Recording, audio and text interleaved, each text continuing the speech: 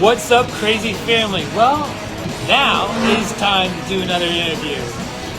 This interview is with a dear friend that we met last year through race. Yep. Vanessa, and I'm probably, like I always do this, I'm going to murder your last name. My last name. Yes. Is it Garritan? You are correct. It is Garritan. Oh, heart attack! Yay! Yay! You got my name right. Yeah. So, and then, Vanessa has been a good, dear friend of ours. And like I said, we met you at Ravine Flyer Frenzy last year at Waldemere. And it wasn't even, then she didn't even really have her channel going yet. But Vanessa is a coaster enthusiast, a fellow member of ACE, a YouTuber, a Kennywood Krazy family member, and also a dear friend of ours is Vanessa Garritan. Okay, yep. And Rocky's over here too. She's behind the scenes, and also our friend Alex is here. He's always here. And I say to Alex, we love you. I always see you, and it's crazy. We watch, and all four of us watch a lot of YouTube because of that. I watch so much. The coaster community. We love watching everyone else's vlogs, and I always see Alex, not from anywhere from Insane Coaster Junkie to like what's that, JR's videos to like Austin's videos, right, Austin. And then he's like all over YouTube, and I'm surprised that you haven't even got your own channel yet. That we've interviewed him. But let's get back to here. I just thought that was really cool. But he digresses. I digress. All right. Okay, so let me. This interview is going to start off like this. So, Vanessa, can you tell them how I knew you and how we met more specifically? So, from your perspective, right? So you said it on. As you just said with at Waldemere for Ravine Flyer Frenzy. I started following Chuck. I don't know how I came across the Kennywood Krazy site. It just popped up on Facebook, so I started following it. And I would see you on the videos. You would have meetups, this and that. And then I never got a chance to make those early ones. But then with Ravine Flyer Frenzy, I saw you in Raquel, so I decided to go over and introduce myself. And of course, Chuck gave me a pin, because that's what Chuck does. And then eventually, it was maybe a couple weeks later, I came to picnic, the Kennywood Krazy picnic, and then that's kind of where I started meeting everyone else. I hung out with you two. I met Jason that day. Jason, Fairly Amused, is one of our good friends. Yeah, he and I are on each other's channels all the time. It's like it's funny from my perspective. I'm watching you two going like, going like this all the time. Like, okay, you guys do it more often than I do. I mean, I'm like, okay. It's pretty funny when that happens. So when did you start your channel? What made you want to start your channel? I started my channel last September. My very first video is me at Hershey Park. I hadn't been there in like 20 plus years, so it was another ACE event. I don't really know. Actually, I take that back. I started my channel before then. My very first video was going to be PennyCon. But at that point, I was using a little action cam, and I forgot to format the card. I lost all the footage from that day yet. So I was like, time to just start over. So then I did actually film one at Knoebels like a couple weeks later, or the following week, and I didn't like the way the footage came out, so I never published that one. But the Hershey Park video is my very first official video that I published, and the reason I got into it is from watching a lot of the YouTube channels and then meeting Jason, and just, he has so much fun doing it, and I've always been into filming stuff. Like as a kid, like my family members, my relatives would always have home movies and filming stuff, and I used to love using the camera. And then one year, I think it was my freshman year of high school, my entire family pitched in and bought me my own video camera, so I could just film family events and everything, and I swear that camera was attached to my hand for years. I have footage somewhere, if I could find it, I have it like Busch Gardens, Williamsburg from like back in the early 2000s. You should add that to some of your If channel. I can find it, and I also have King's Dominion back when it was still Paramount, and I had footage of I'm forgetting the name of the one now. It was Top Gun? No. Well, Volcano was there. Oh wow. Yes, and I got to ride that. It was I forget, it's the launch coaster they used to have at XLC in it. It's something XLC, and now I can totally draw on a blank of whatever one it was. It was not Accelerator XLC, but it was something that regard. I remember specifically filming that one, so I have that footage somewhere. If I can find it, it will definitely go up. That'd be really cool to see some old vintage. So that doesn't exist anymore. That coaster, I think the station's still there, but that coaster's been gone for years. Yeah. So yeah, I always loved filming, and then I didn't do it for a very long time, and I just decided, you know what, I really like doing this. I like telling stories, and I want to share all the fun that I have with anybody who wants to watch. So that's why I started doing it. It's like a creative outlet for me. I've been actually watching the last batch of seeing you grow, and how it's a learning curve. Like we always say that. I've said this to all of the guys that we've interviewed, people we've interviewed that are YouTubers, anywhere from Jason to Jay Zamanek to they're always saying, "Oh, it's a learning curve. You have to learn everything." And I keep on saying that almost every interview. So yeah, I could definitely, if you watch the very first video I did, the Hershey one, compared to now, I am so much more comfortable in front of the camera. Yeah. So your YouTube channel is called Double Down Diversions, and I would assume it has to do with somewhat a wink to that Jackrabbit at Kennywood. Is that correct? It is correct. That would insinuate that you love that coaster. I do love that coaster. So, what started your obsession and addiction to the Bun and why? That was the very first coaster I ever rode. My dad took me on it when I was I think I was 4 years old. He took me on that coaster, and it was like almost immediate. Now, funny story is, I rode it the following year. He put me in the first seat, and it scared the crap out of me. And I wouldn't ride a coaster for a year. Wouldn't ride it.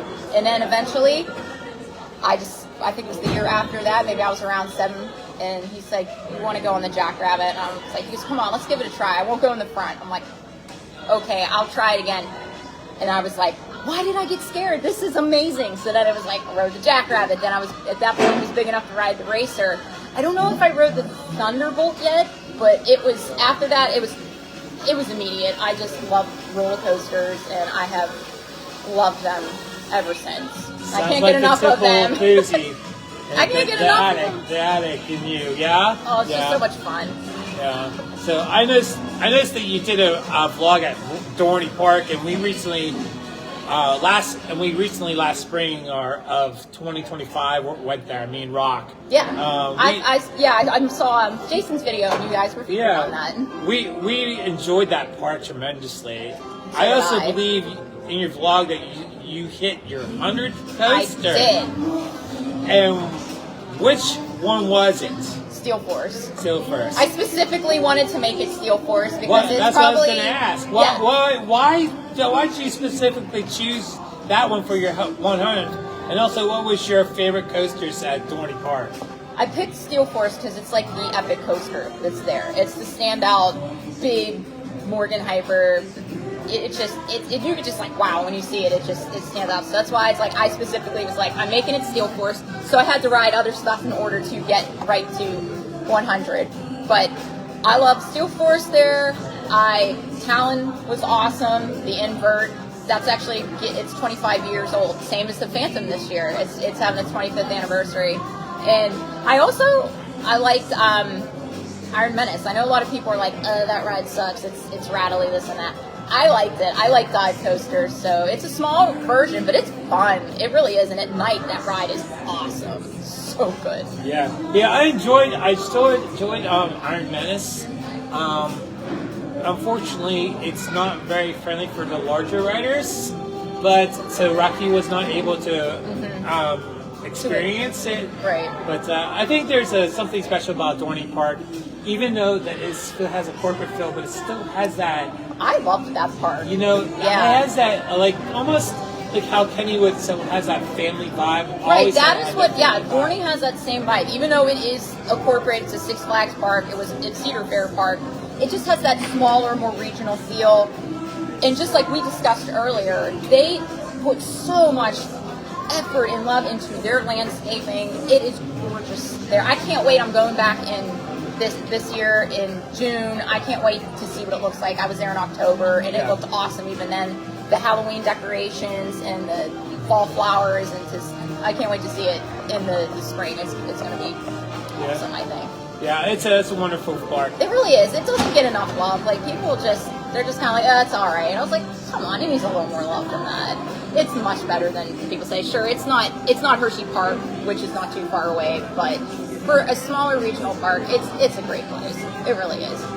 Okay, Vanessa, here's a question. How long have you been a ACE member? I actually just joined last year.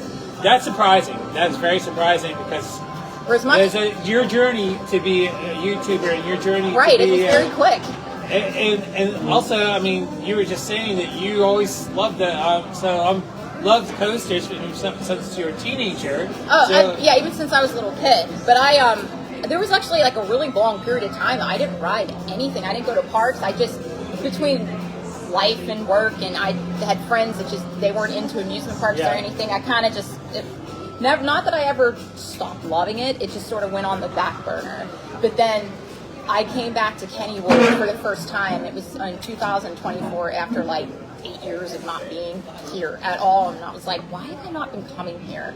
And then my friend and I, that same year, went to Canada's Wonderland. We were up in Toronto. So we decided, I was like, we're going to Canada's Wonderland if we're up there. And then it was just like, boom. I was instantly hooked again. And I was like, I am not going to not go to parks anymore. It's just, it can't happen. I was like, I love this so much. Because of that, I was just surprised that you haven't signed up earlier. That's why. You know what? I remember looking into it years ago when I was like a college student or whatever, and it's just, I looked at it and just never went through with it. I kind of wish I would have joined a lot sooner, like back in those days. Yeah, it would have been totally different. I wouldn't have gone so many years without riding stuff. Okay, so as members of ACE and being an enthusiast, we tend to gravitate to roller coasters.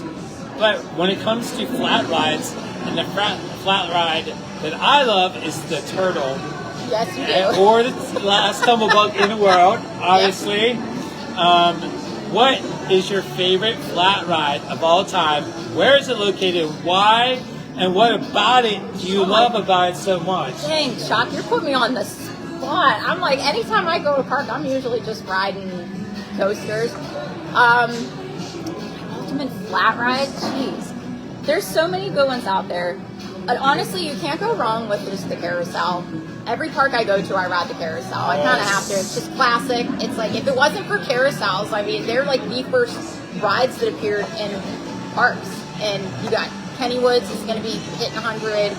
You got Knoebels is really old. Theirs is from 1913. And I just saw your vlog. You were talking about it. I love that carousel. It's so unique. There's just so much, the paintings on it, and the fact that they have standing and jumping horses. Most of them have where the standing horses are all on the outside. If you see Knoebels, they have standing horses on the inside and jumping horses also. So I just noticed that when I was there this past Saturday. I was like, that's a really unique design. Just the intricate woodwork and everything on that one. And that's what I appreciate them about it. You were just talking about the standing horses. I wonder if that has anything to do with the ring game. That would make, yes. I mean, the standing horses on the outside, obviously, it'd have to be stationary. That would be really hard to try to do that ring game with a horse going up and down. But no, they have ones that are stationary on the inside of the rides, too. And I was like, I just happened to notice that the last time I was there. And I was like, I don't think I've ever seen a carousel with standing horses on the inside. I would like to also add that if you think about it, the heart and soul of any amusement park is the carousel. Usually they're either like right at the front of the park or they're like right in the middle. If you think Kennywood's Dome is directly right in the middle. Center. Yeah. And it's I don't think I've ever been to a park that doesn't have a carousel, even if it's a kiddie carousel. Every amusement park has a carousel. To me, it wouldn't feel like a proper amusement park if it didn't have one. Yeah. So, okay, let's move on to the next one. All right. So, I know that both of us are passionate and love amusement parks. Obviously, but like Kennywood, but some others would argue. Now, this is let me play devil's advocate here. They would argue that amusement parks, well, they don't matter, that they're not special or important. Why do you think that they are special or important? And also, what do you think about why do you think we go to these parks? Well, I mean, obviously there are places to have fun, but it's also, think about how many families that come here. You make memories with children, grandma. The very first time I was ever there, I was 4, and I still have memories of that. And I remember, like I said, going on the Jackrabbit. The one thing I still remember that was my grandmother riding in front of me on the Jackrabbit, and I could just imagine at like 70-some years old, she was like this on the Jackrabbit ride. She loved roller coasters, so she got my dad into roller coasters and just remember riding the whip, and I was with my family. So I think these places, yes, they're mostly just here, they're there to create fun and a diversion in a way, hence my name, Double Down Diversions. But they really are places to make memories. I mean, think of how many people have pictures, and you find, there's an us, on the carousel. Look how young so and so was. There's a picture I found not that long. I think my brother's 2. I wasn't even born yet, and it's him and my mom and my dad on the log jammer when you had that viewing area. So it's just it's a place to have fun, but it's a place to make memories with family, make friends. Obviously, like I've made some great friendships here, and yeah, it's just a place to enjoy time together. That's how I look at it. I totally agree. I think that's the whole reason that we've told you our story. Yes, but that's the whole reason that Rock and I come up every weekend is to make memories and spend time together and make friends. Right, like we have, and the community that's in this park. Yeah, I mean, I ride by myself, but it's definitely more. It's just fun to be with other people and experience it together. Especially if you ride something new together. But like, oh my God, that was so awesome! What was your favorite part? We were just talking about your answer for that was more like the generation too. So let's right. talk about that a little bit. When it comes to the next generation, what should we teach them about these amusement parks that we love so much? What is the one thing that we should, I'd say, like the legacy or something that we should teach on to the next generation about? Well, the place especially a place like Kennywood, it has such a long history and an interesting history, and a lot of it's still here, which is really, really cool. There's a lot of parks that they get rid of a lot of their old rides because they want to put the newest and greatest thing in to attract people. But I would say with the amusement parks, especially generational, I had an answer and now I totally forgot what it was supposed to be. Take your time. We're in no hurry. No, Chucky, read me the question again. Okay. Hopefully that'll trigger it. So I had a good answer. When it comes to the next generation, what should we teach that generation about these amusement parks that we love so much?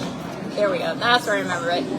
Honestly, it's like it's the rides, but I feel it's just getting together, being with people you care about, you have fun with, but also it brings everyone together, just in general. People from different, backgrounds or whatever. We all just come here and we all just have fun and enjoy the rides. Like whatever's going on in life, you can just kind of forget about it for a while and just go ride some rides and have fun for a day. And just appreciate it too, and just be courteous. Yeah.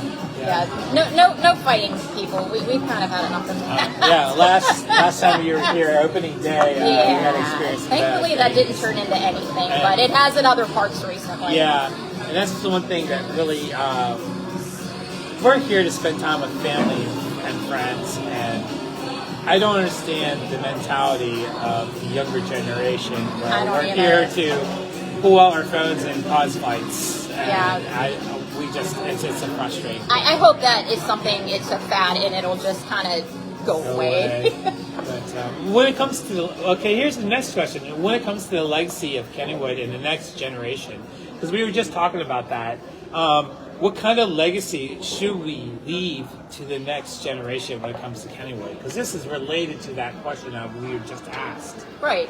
I think Kennywood is always going to be a regional park. It's going to always have that Pittsburgh flavor. It's always going to be more historical with the wood coasters that are here that are historic landmarks. They're going anywhere. In a way, it's kind of a time capsule. And I think even though as coaster enthusiasts, we always like, the big, insane coasters, the modern steel rides, we just don't appreciate the history of where it all started. That's how I always look at it, and that it just should be appreciated. It's not something to be scorned, per se. Squandered and just right. discarded. Just appreciate the history and make it feel like Kennywood's kind of like a time capsule in a way. It's like how parks used to be. I 100% agree. Yeah, and there's the only other park, honestly, that I can think of that I've been to recently, that's Knoebels. That's the only other one. Well, this is the only one in the United States, probably one of two. Correct me if I'm wrong, it's one of two in the United States that actually is a national, the park itself is a national historical landmark, the park itself. Right, yeah. So it's like they can't, because of that, they'll never be able to get rid of the park. It'll always be here. They can't raise it and put condos here. Thank you. Let's ask this to you. I mean, because I know you're very passionate about music too. I mean, I know you're actually love to sing. I do. Because you sing in the choir? I do. I sing it in the choir at church. I know also you love hard rock music and metal I love music. my metal. Yeah, my favorite band is Metallica. Metallica. She's such a hard rock fan. When it came down to it, like we were discussing a while back, it was last year, to do a theme song for you, and I was like, okay, let's do something soft because it's a feminine kind of thing. I was like, no, I want something that I could listen to while I'm on a ride and be like, yeah, this is awesome. But it fits you. Do you know so we were talking about music. Do you know who Henry Rollins is? I do not. He's a musician from Black Flag. It's a punk band. Okay, yes, I have heard of Black Flag. Okay, so Henry Rollins is a musician, and he said once, we should be inspired and not in awe of people's gifts, talents, and also of things. Things meaning, like a tree, like wow, or like amusement park. With that said, how do you feel Kennywood has inspired the entertainment business or given inspiration to other parks and or resorts and such? I mean, it's one of the original parks out there. I mean, 1898 is when it started.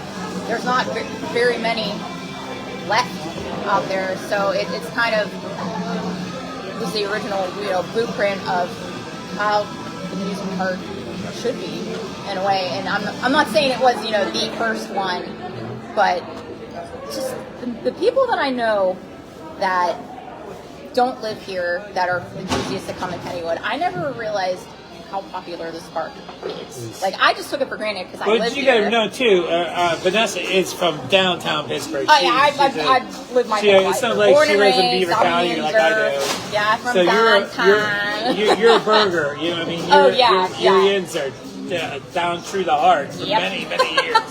Yeah, I've lived my whole life here. So yeah, I'm sorry I interrupted you. What were we talking about?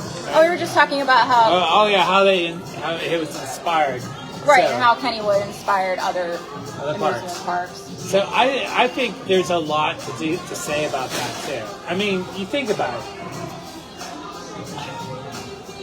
Kennywood has only been around for how many years? Don't make me do math, Chuck. It was 127 or 28. Or 1898. Okay, so it's 1898. So you guys can do the math. Did you know that there was over Tivoli on there was another park overseas, Blackpool Pleasure Beach? Yeah, it's still around. That actually, when Kennywood was first conceived and started to grow, they actually modeled some of their stuff from overseas. I didn't know that. That is really cool. It was mainly the gardens. As we're sitting in the Carousel Burger right now, you could actually see some of the gardens. This is where most of the gardens were. Yeah, I actually, in my last Kennywood video, the azaleas out here were in full bloom, and they were just gorgeous. Beautiful. Yeah, so a lot of that. So you can see, as you can get the inspiration from what was the overseas. Right, in England. And that park is still around, too. Yeah, it's old as dirt. It is, and it's still around. And they come to Kennywood. And then Kennywood has inspired other parks, like Vulcan Nobles is turning 100 years old. Right, so you think about that, you know, it can be inspired and on and on and on. You know? They have some of Kennywood's rides that used to be here at Kennywood. Oh, yeah. Yeah, what was the Flyers? The Flyers, yeah. There's like salt and pepper shakers. They call it the satellite, I think, but it's the salt and pepper shakers and the Bear and Curve. It's still not up quite yet, but it's soon. Hopefully soon they'll get that running again. I loved that ride when it was here. So both of us have spent some years coming to this park, Kennywood, and over the years, we've seen rides, attractions, food stands, games come and go. Mm-hmm, although time does pass and these things do happen, what do you think should be the mainstay of Kennywood Park?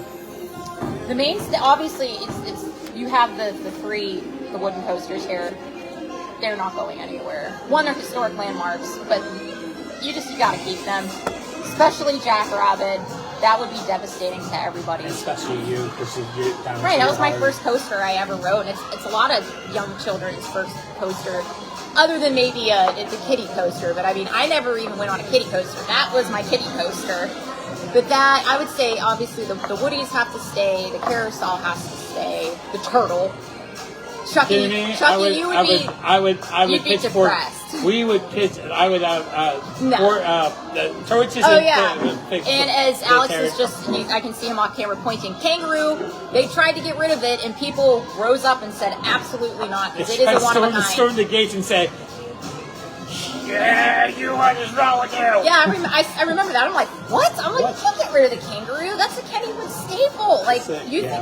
Kenny Kangaroo, hello, that's the mascot. I think there was, at the time that was happening, there was some management from I'd say, overseas. Right, it was the Spanish company. It was the management company that didn't They just didn't care. They didn't take care. They just saw it as it was an old ride, it causing money and maintenance. Get rid of it. Right, and that's another issue too. When you sometimes run into the corporate ownership, you had a company all from overseas that didn't understand the history of this park. They just were looking at dollar signs and saying, "Yeah, we don't want this thing here anymore. We don't care about it." And until the patrons that come here literally rose up practically and were protesting, like, how can you get rid of this ride? It's a one of a kind, and people love the kangaroo. Well, we were talking to Tom Barton's last year, opening season, and he had brought this up a couple, I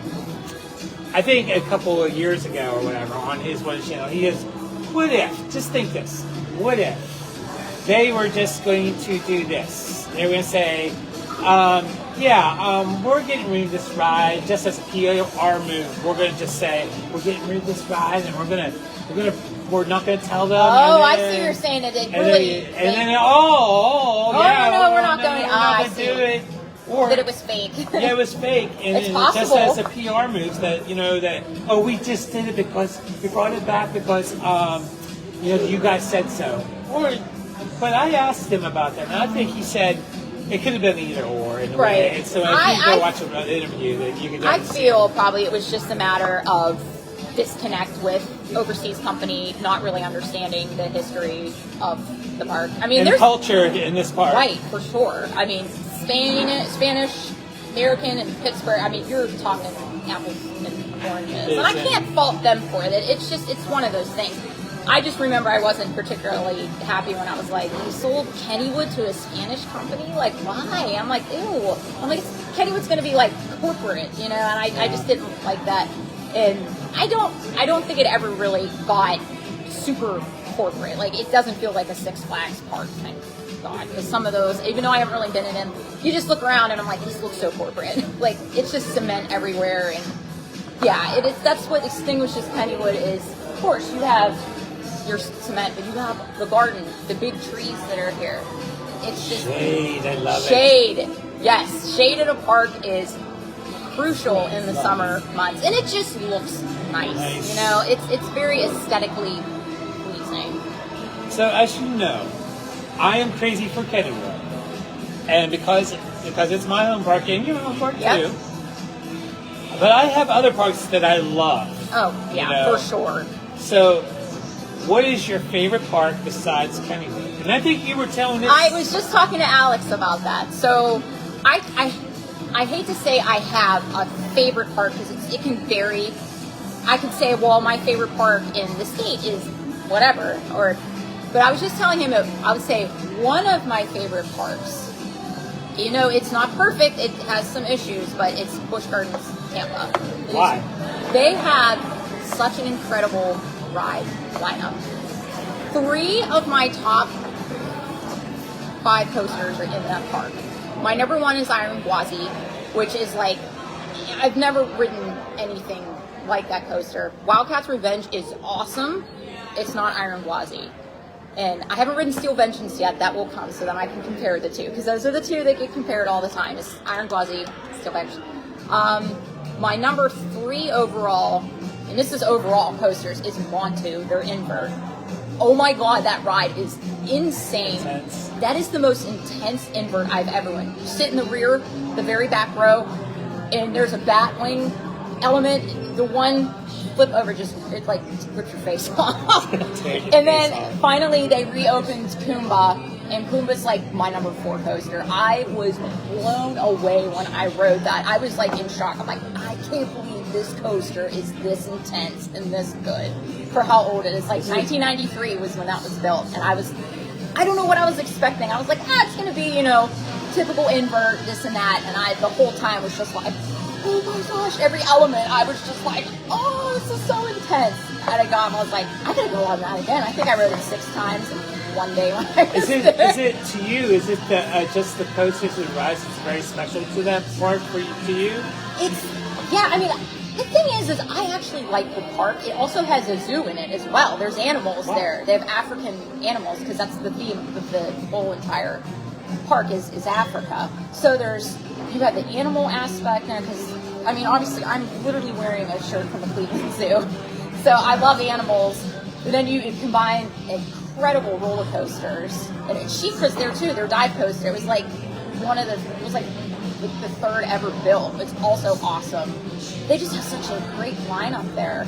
But it's like in recent years they've had some management issues, which is kind of the operations of the park haven't been the best, and they just installed a policy where it's like you have to pay lockers because they won't let any loose articles. There's nothing to put, like at most places, the coasters, you have a place you can put your stuff and which go on. Makes it every ride a upcharge ride. Exactly, and it's like, you got to be kidding me. And it's like they're trying to nickel and dime people. People are very upset about it, and there's no reason for that because you go to Hershey and their lockers are free. Yeah. I just experienced that this week. I was like, But I mean, as I'd say, of the ride lineup, they just have such a great collection of coasters there. They really, really do. I mean, I wish it wasn't so far, but I mean, I haven't been to Cedar Point in a long time. That will change, so who knows? Maybe it might be Cedar Point again. So a couple weeks, I will be back. I'm looking forward to spending time with you to Kings Island. Oh, that's gonna be great. That's another park I haven't been to since like 2004. The 4 of us, me, Rocky, you, and Jason. Yep. I finally got my hotel booked. So nice. I had mine booked like 2 months ago. Okay, so we on Kennywood Krazy, and I think maybe you too. I mean, you could say this too. Do you like talking about the positives and negatives of the park too. Oh yeah, yeah. So, I'm very honest about my opinions. I mean, it's very good to say. I'm not going to completely pump up a park. Like I said, I love Busch Gardens, but it has its issues, and they need to address those at some point. Even Kennywood is not perfect. I mean, with that thought, yeah. So what do you think that Kennywood could have improved on this year?